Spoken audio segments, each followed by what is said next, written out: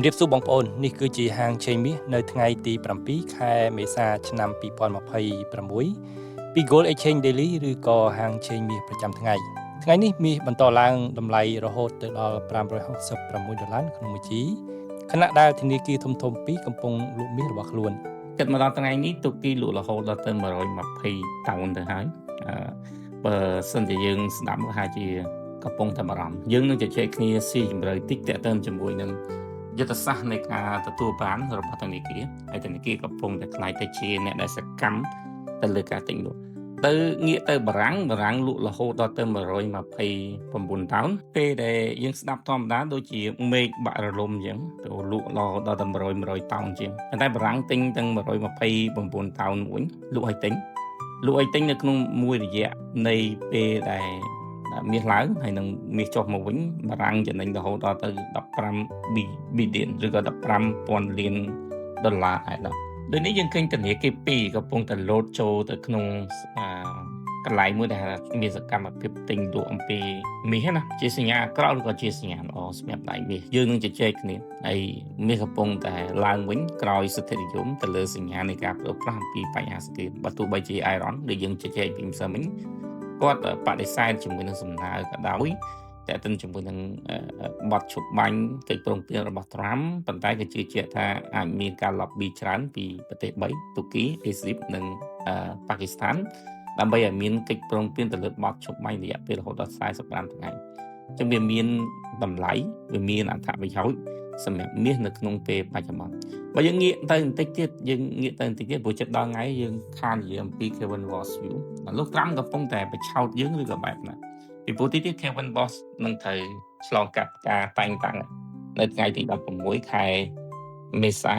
មុននឹងការឡើងកាន់តំណែងពេញលេញនៅក្នុងខែមិថុនាលោកត្រាំក៏ចង់ឲ្យមានការកាត់បន្ថយអត្រាការប្រាក់មិនអញ្ចឹងយើងសិតតែដឹងអ្វីដែលលោកត្រាំគាត់និយាយប៉ុន្តែបច្ចុប្បន្នយើងមើលអត់តើទៅជាមួយនឹងការកាត់បន្ថយអត្រាការប្រាក់តាមរយៈ CME Fed Watch ដែលយើងឃើញណា CME Fed Watch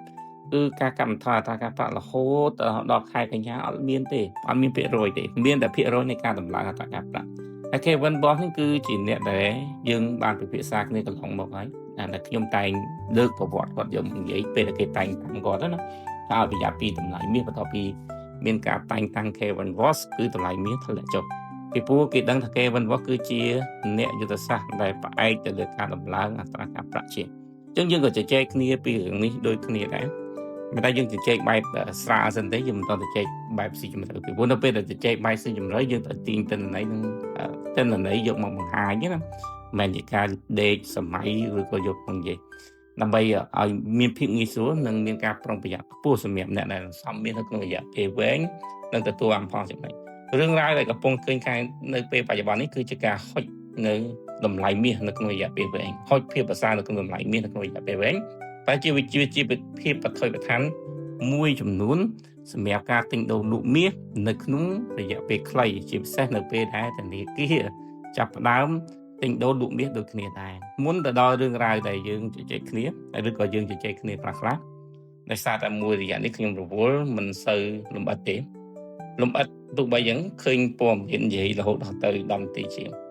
ដែលហៅថាលំអិតនោះគឺជាការទៅស្រាវជ្រាវឲ្យបានពេញលេញដែលហៅថាលំអិតនោះគឺទៅរកឃើញឲ្យបានបញ្ហាប្រកបជាក់នឹងប្រាប់រឿងរ៉ាវបានមុនដោយតែការយើងធ្វើនៅក្នុងកំឡុងឆ្នាំ2022 2023និង2024ការប្រាប់រឿងរ៉ាវបានមុនធ្វើឲ្យអ្នកដែលគាត់ជួញដូរខ្លីក៏ចំណេញវែងក៏ចំណេញដែរមុនទៅដល់រឿងរ៉ាវនៃការពិភាក្សាឬក៏ការជជែកគ្នាយើងទៅតម្លៃមាសតិចទៅហើយទៅ support និង resistance ចំភ្លេចឈ្មោះ page ខ្លួនឯងចូលតម្លៃមានតិចចឹងមាសស្ថិតនៅក្នុងតម្លៃ$566នៅក្នុងមួយជីនៅថ្ងៃនេះបើយើងគិតពីកម្រិតខ្ពស់របស់វានៅតែទាបជាង 16% នៃតម្លៃដែលវាប្រប់ឡើងដល់$670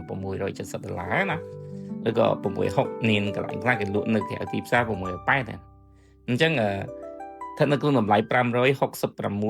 នៅក្នុងមួយជីឬក៏$5,662.59 សេននៅក្នុងមួយ$5,662.59 សេននៅក្នុងមួយតម្លឹងអោនគឺ$4,659.50 សេននៅក្នុងមួយអោន$4,659.50 សេននៅក្នុងមួយអោន ក្រាមគឺ 149.81 សេននៅក្នុង1ក្រាម 149.81 សេននៅក្នុង1ក្រាមគីឡូគឺ $149,808.70 សេនគង់តែនឹងហៅ 16,000 មកវិញទេហើយសម្រាប់បងប្អូនដែលគាត់គិតថាមាសលែងចំណេញឬក៏មាសមានបញ្ហាច្រើនបើយើងមើលអំពីរយៈពេលការសន្សំរបស់គាត់បើសិនគាត់ចោតតម្លៃខ្ពស់អត់ដល់1ឆ្នាំអត់ដល់1ឆ្នាំទេហើយនៅពេលដែលគាត់ទិញគឺជាប្រិមត្តទី1លានដែលហ៊ានទិញនៅក្នុងតម្លៃខ្ពស់ស្របពេលដែលខ្ញុំជំរុញឲ្យមានការលក់សម្រាប់អ្នកសន្សំទូទៅនៅក្នុងរយៈពេលវែងមិនបារម្ភទេហើយសម្រាប់អ្នកដែលសន្សំនៅក្នុងតម្លៃដែលមិនសូវបានចំណេញច្រើនក៏ទុកបន្តទៀតទៅអត់មានបញ្ហាទេហើយជាសារផ្ទាល់ខ្លួនណាជាសារផ្ទាល់ខ្លួនដូចរាល់ការវិភាគខ្ញុំឲ្យសារផ្ទាល់ខ្លួនដូចពីពេលនិយាយថាមាសទៅនឹងឡើងឬក៏ចុះនោះខ្ញុំឲ្យរហូតតែប៉ុន្តែខ្ញុំឆ្ងល់ប្រិមត្តសួរថាតើចុះលោកគ្រូយល់ថាមាសអាទិត្យនឹងឡើងឬក៏ចុះហើយខ្ញុំឆ្ងល់ថាពេលតែខ្ញុំនិយាយអត់ច្បាស់ឬក៏បែបមិនដែរខ្លះប្រហែលជាពេលខ្លះត្រូវសង្កត់ឲ្យធ្ងន់តិចណាស់ឥឡូវយើងទៅមើលរូបភាពខ្លះជាព័ត៌មានតែព័ត៌មានទាំងអស់នោះគួរតែមានការវិភាគឲ្យស៊ីជម្រៅតើតើជាមួយនឹងការព្យាករណ៍របស់ JP Morgan ហើយនឹងការនិយាយរបស់លោក Jamie Dimon ទីមួយគាត់និយាយអំពី credit កម្ចី credit ឯកជនអាចនឹងមានបញ្ហាធ្ងន់ទីពីរគាត់និយាយអំពីផ្សារ stock យើងក៏រំលឹកមកវិញហើយជាបញ្ហាតើតើជាមួយនឹង macro សេដ្ឋកិច្ចបញ្ហា credit របស់សហរដ្ឋអាមេរិកគឺបញ្ហាធ្ងន់ធ្ងរណាដែលយើងអាចមើលឃើញថា macro សេដ្ឋកិច្ចរបស់សហរដ្ឋអាមេរិកនៅថ្ងៃខាងមុខនឹងតស៊ូនៅក្នុងភាពលំបាកមួយដែលជំរុញឲ្យមានការផ្លាស់ប្ដូរគោលនយោបាយហិរញ្ញវត្ថុវាគួរតែជាគោលនយោបាយហិរញ្ញវត្ថុងាយស្រួលដែលខុសពីឥឡូវហើយបើយើងងាកទៅលើផ្សារ stock ដែលយើងនិយាយមិញយើងក៏នឹកឃើញអំពីសវនាកររបស់ Warren Buffett ដែលផ្សារ stock នោះវាកើនឡើងខុសលើសរហូតដល់ទៅ 230% ជាងនៃតម្លៃពិតមានថាតម្លៃប៉ោងហើយកាលនោះយើងក៏ធ្លាប់បានជជែកគ្នាដែរនៅក្នុងឆ្នាំ2022ថាផ្សារ stock នឹងចាប់ផ្ដើមដាំក្បាលនិងធ្លាក់ចុះទៅរកតម្លៃមួយវិញបន្ទាប់ពីពពុះរបស់វាកើតឡើងយើងនិយាយពី Tesla ប្រហែលជាដំណងនៅឃើញថាហ្នឹងមកពីតេតូនជាមួយនឹងរថយន្តប៉ុន្តែអត់ទេដែលយើងជជែកគ្នាពីមុនគឺយើងជជែកគ្នាអំពីផ្សារ stock របស់ក្រុមហ៊ុន technology ដូច Nvidia ជាដើមឬក៏ Google ជាដើមហើយក្រុមហ៊ុនទាំងអស់ហ្នឹងកំពុងតែលងជាមួយនឹងប្រាក់កម្ចីរបស់ខ្លួនបានបំណុលរបស់ខ្លួននិងការលក់ភាគហ៊ុនរបស់ខ្លួនដើម្បីបង្វិលឬក៏ធ្វើទៅលើយុទ្ធនាការថ្មីៗនិងផលិតកម្មថ្មីៗរបស់ខ្លួនខណៈដែលតម្លៃផ្សារ stock របស់ខ្លួននឹងត្រូវបានមើលដោយសញ្ញាក Warren Buffett ថាអាចនឹងមានការកើតពពុះបើសិនបើរឿងនឹងកើតឡើងវិញយើងធៀមខ្លួនទៅតែដោយមួយសេដ្ឋកិច្ចពិភពលោកហើយក៏រីករាយជាមួយនឹងតម្លៃមាសដូចដែលយើងធ្លាប់ជជែកគ្នានៅក្នុងឆ្នាំ2022តែឥឡូវយើងទុករឿងនឹងបន្លែងយើងគ្រាន់តែចំណាំទៅថាអាហ្នឹងវាគឺជាសញ្ញាណសេដ្ឋកិច្ចដែលយើងអាចឃើញឆ្លុះបង្ហាញអំពីនិន្នាការពីមុខនិន្នាការនៅក្នុងថ្ងៃខាងមុខឥឡូវយើងទៅមើលរឿងផ្សេងទៀតតែទៅជាមួយនឹងទីផ្សារការងារដែលយើងឃើញថាវាមានភាពល្អប្រសើរនៅក្នុងខែមីនាឆ្នាំ2026តើវាល្អប្រសើរមែនអាចសាំញ៉ាំបន្តិចអាចធ្វើឲ្យបងប្អូនមានអារម្មណ៍ថាទៅមើលរឿងល្អិតដូចសិស្សសាលាតែបើយើងមិនទៅមើលរឿងល្អិតដូចសិស្សសាលា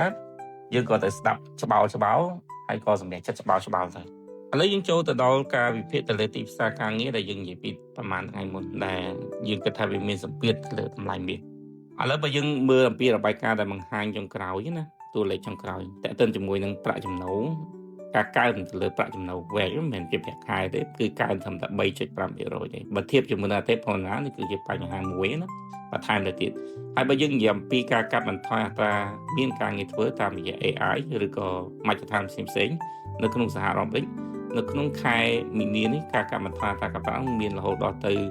25% ដែលគេថាដែលវានឹងរំពឹងឲ្យកើតឡើងអញ្ចឹងទីផ្សារការងារនៅក្នុងខែ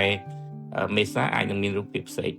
ឥឡូវយើងមើលរូបភាពមួយទៀតជារួមមួយទៀតគឺជាចំនួនតួលេខដែលត្រូវបានបង្កើតតាមរយៈរដ្ឋាភិបាលសហរដ្ឋអាមេរិកតាំងពីឆ្នាំ2022រហូតដល់ឆ្នាំ2026យើងឃើញនៅក្នុងឆ្នាំ2022រហូតដល់ឆ្នាំ2025តួលេខនៃទីផ្សារការងារមានកម្រិតខ្ពស់ដល់មកធ្លាក់មកល្មមហើយចូលទៅក្នុងឆ្នាំ2025និង2026ការតួលេខនៃការងាររបស់សហរដ្ឋអាមេរិកមានខែខ្លះក៏អំណោយផល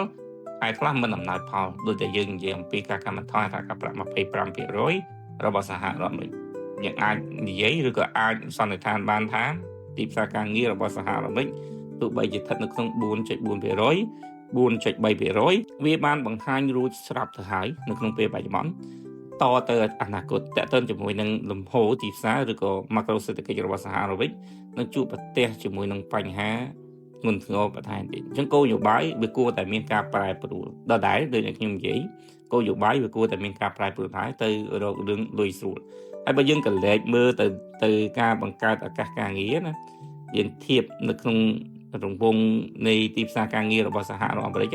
នៅក្នុងឆ្នាំ2025ឬក៏26វាហាក់បីដូចជាខ្សែកោងមួយដែលត្រឡប់ទៅរកពេលដែលមានវិបត្តិនៅក្នុងឆ្នាំ2008មានតែរងចាំមើលទាំងអស់គ្នាទេសម្រាប់លោកជរំពវេតគាត់និយាយថាគាត់មើលទៅលើទីផ្សារដើម្បីកាត់បន្ថយការកាត់ប្រាក់ប៉ុន្តែ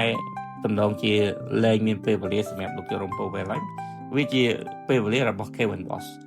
លោកនៅតាមហាក់បីដូចជាដើររឿងមួយយើងមិនដឹងថាជាបំណងឬក៏ជាការបោកបញ្ឆោតលោកនៅតាមដែលកន្លងមកយើងតែងតែឃើញណាគាត់ឡើងពន្ធគយហើយបន្តមកទៀតគាត់ធ្វើឲ្យទីផ្សាររបស់ពិភពលោកមានបញ្ហាគាត់បង្កើតសង្គ្រាមពាណិជ្ជកម្មដែលភាគច្រើនយើងមើលជាទូទៅសម្រាប់យើងគេថាលោកនៅតាមមានបញ្ហាតែបើយើងមើលមែនតើណាលោកនៅតាមឈ្នះច្រើនសូម្បីតែទ្រព្យសម្បត្តិរបស់គាត់នឹងកើនឡើងរហូតដល់ទៅ 68% មួយសិនមិញដែលគេផ្សាយហើយបើតេតិនជាមួយនឹងភូមិសាស្ត្រនយោបាយរបស់សហរដ្ឋអាមេរិកដើរដល់ចំណុចមួយដែលជាចំណុចបន្តពីโจ Biden ទេហើយក៏ជាចំណុចបន្តពីមុនដែរគឺចំណុចមួយតេតិនការកែប្រែជោគវាសនារបស់សហរដ្ឋអាមេរិកទៅលើភូមិសាស្ត្រនយោបាយដែលកន្លងមកសហរដ្ឋអាមេរិកកំពុងតែចាញ់ពីអានឹងគឺជារូបភាពធំដែលយើងមើលឃើញណារូបភាពតូចដែលយើងមើលឃើញមិនមែនតូចទេរូបភាពធំដូចគ្នាដែរនិយាយតូចធ្ងន់ឡើយរូបភាពធំដែលយើងមើលឃើញដូចគ្នាគឺបញ្ហាសេដ្ឋកិច្ចប៉ុន្តែបើនិយាយពីបន្ទុកបំណុលនឹងការចំណាយរបស់សហរដ្ឋអាមេរិកដែលកំពុងតែកើតមានការសម្រាលទៅលើការចំណាយឥតបានប្រយោជន៍ទៅលើសហរដ្ឋអាមេរិកការចំណាយសម្រាប់ពិភពលោកហ្នឹងគឺសហរដ្ឋអាមេរិកដើរចេញអស់ហើយសូម្បីតែការព្យាយាមដើរចេញពី NATO ដែលសហរដ្ឋអាមេរិកគឺជាម្ចាស់ 30% នៃមូលនិធិទាំងអាវុធទាំងថវិកាហ្នឹងក៏យើងឃើញក៏ចាប់ផ្ដើមដូចគ្នាដែរដែលពេលនេះបារាំងកំពុងតែព្យាយាមដើរតួធ្វើជាអ្នកដឹកនាំនៅតំបន់អឺរ៉ុបមកវិញហើយតំបន់អឺរ៉ុបនឹងចាប់ផ្ដើមអភិវឌ្ឍទៅលើវិស័យយោធារបស់ខ្លួននិងអភិវឌ្ឍទៅលើសេដ្ឋកិច្ចរបស់ខ្លួនអានោះគឺជារឿងមួយដែលយើងឃើញថាវាជារូបភាពធំនៃការបដូរផ្លាស់ណាសរុបមកវិញសរុបរួមមកវិញនឹងមិនមានការកាត់បន្ថយអត្រាការប្រាក់ទេនៅក្នុងឆ្នាំនេះឬក៏បើសិនជាអាចមានតែម្ដងជារឿងអស្ចារ្យប៉ុន្តែអ្វីដែលយើងកំពុងតែឃើញគឺការទាញពេលវេលានៃតម្លៃមាសឲ្យមានភាពយឺតយ៉ាវប៉ុន្តែបើសិនជាមើលនៅក្នុងរយៈពេលវែងឬមើលនៅក្នុងរយៈពេលខ្លីណាមួយដែលបញ្ហានឹងអាចផ្ទុះឡើងយើងនឹងឃើញតម្លៃមាសមានការប្រែប្រួលឬក៏កើនឡើងខ្លាំងដូចនៅក្នុងឆ្នាំ2024នៅក្នុងឆ្នាំ2025តាមរយៈម៉ាក្រូសេដ្ឋកិច្ចរបស់សហរដ្ឋអាមេរិកឥឡូវយើងចូលទៅដល់រឿងមួយទៀតគឺតេតិនជាមួយនឹងធនាគារលក់មាសណារឿងដែលអស្ចារ្យបំផុតគឺធនាគារបារាំងចាប់ផ្ដើមលក់មាសហើយការលក់មាសនេះខ្ញុំបញ្ជាក់ដូចដែលខ្ញុំនិយាយប្រហែលថ្ងៃមុនវាមិនមែនជាសញ្ញានៃបណ្ដាធនាគារទាំងអស់លក់មាសទេ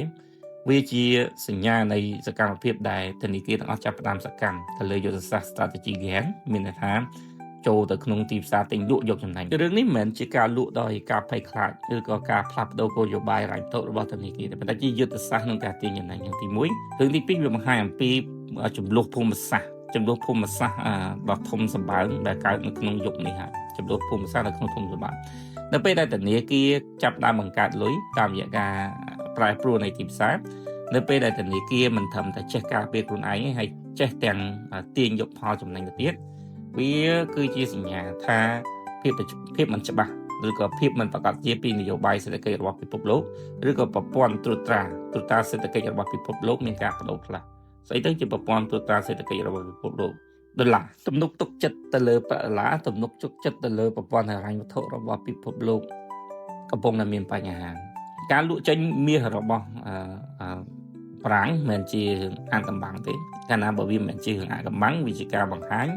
វាមិនមែនជាបញ្ហារបស់មាសទេប៉ុន្តែវាជាបញ្ហារបស់ប្រព័ន្ធហិរញ្ញវត្ថុពិភពលោកកាលមុនយើងធនាគារទាំងអស់ទិញមាសយកមកទុកដើម្បីការពារទិញមាសទាំងអស់យកមកទុកដើម្បីបង្ការការដាក់ទណ្ឌកម្មសេដ្ឋកិច្ចណាមួយទិញមាសដើម្បីប្រឆាំងជាមួយនឹងអតិផរណាទិញមាសដើម្បីទ្រទ្រង់នៅរូបិយប័ណ្ណរបស់ខ្លួនមានតែប្រាក់ដុល្លារទេដែលធនាគារកន្លងមកយកចូលទៅក្នុង strategy គេមានថាយកចូលទៅក្នុងយុទ្ធសាស្ត្រដើម្បីចំណេញពួកគេទិញលក់ដុល្លារគេ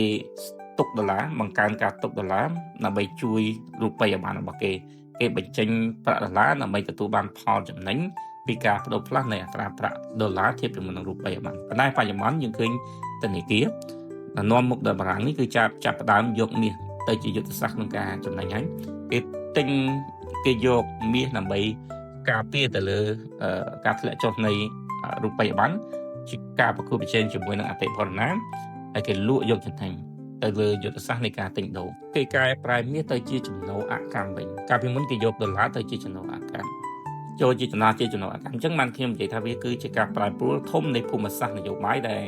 ដុល្លារលែងខ្លាយទៅជាការគ្រប់គ្រងអ្នកដែលគ្រប់គ្រងប្រព័ន្ធហិរញ្ញវត្ថុប្រភេទលោកហើយការទុកចិត្តលើប្រាក់ដុល្លារហ្នឹងក៏លែងមានដែរធម្មតាទេនៅពេលដែលមានការដាក់ទណ្ឌកម្មសេដ្ឋកិច្ចច្រើននៅពេលដែលមានការប្រើប្រាស់គោលនយោបាយតែទៅជាមួយនឹងភូមិសាស្ត្រសង្កត់ច្រើនវាតែងតែធ្វើឲ្យមានការបែកខ្ញែកគេបារម្ភតែទៅជាមួយនឹងការដាក់ទណ្ឌកម្មសេដ្ឋកិច្ចគេបារម្ភអំពីការប្រែប្រួលខ្លាំងពេកនៃរូបិយប័ណ្ណដែលធ្វើឲ្យសេដ្ឋកិច្ចរបស់គេរងគ្រោះដោយប្រយោជន៍ដូចយើងយកលុយទៅផ្ញើនៅផ្ទះគេនៅពេលដែលគេមានបញ្ហាគេខឹងយើងគេអត់ឲ្យលុយយើងយកលុយទៅទិញដុល្លារអាហ្នឹងណាយើងយកលុយទៅទិញដុល្លារនៅពេលដែលសហរដ្ឋអាមេរិកខឹងសហរដ្ឋអាមេរិកដាក់ទណ្ឌកម្មលែងប្រើប្រាស់ប្រព័ន្ធវេលុយបានលែងចាយលុយដុល្លារបានអានោះគឺយើងមានបញ្ហាឥឡូវនេះគឺមាសបានដើរតួជំនួសប្រាក់ដុល្លារហើយទៅជាទ្រព្យសម្បត្តិអកម្មខ្ញុំនិយាយយូរទៅខ្សោយទៅប្រហែលជាមិនទាន់បានកាហ្វេពីព្រឹកឬមិនទាន់បានអាហារពីព្រឹកថ្ងៃនេះអញ្ចឹងសូមបញ្ចប់តែហ្នឹងណាប៉ុន្តែអ្វីដែលខ្ញុំចង់ជម្រាបជូនបងប្អូនរឿងដែលយើងកំពុងតែឃើញរឿងដែលយើងកំពុងតែមើលហើយរឿងដែលយើងយកទៅវិភាគស្រាលដែលយើងគិតថាមាសនឹងដួលរលំមាសនឹងមានបញ្ហាដោយសារតែ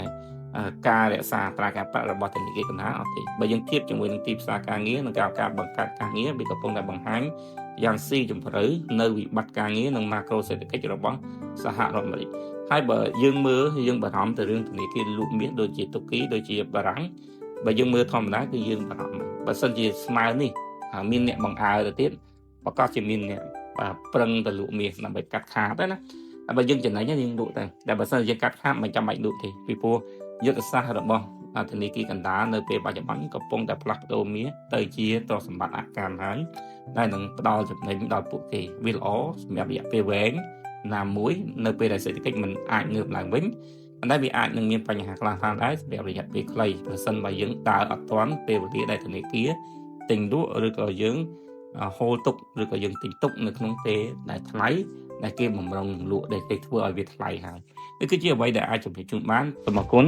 ហើយសូមបញ្ជាក់ថារាល់ការនិយាយរបស់ខ្ញុំគ្រាន់តែជាទស្សនៈបុគ្គលទេមិនឆ្លុះបញ្ចាំងអំពីនិន្នាការនយោបាយឬក៏និន្នាការរបស់អង្គការលេខណាមួយទេវាអាចមានត្រូវនិងខុសសូមអរគុណសូមជម្រាប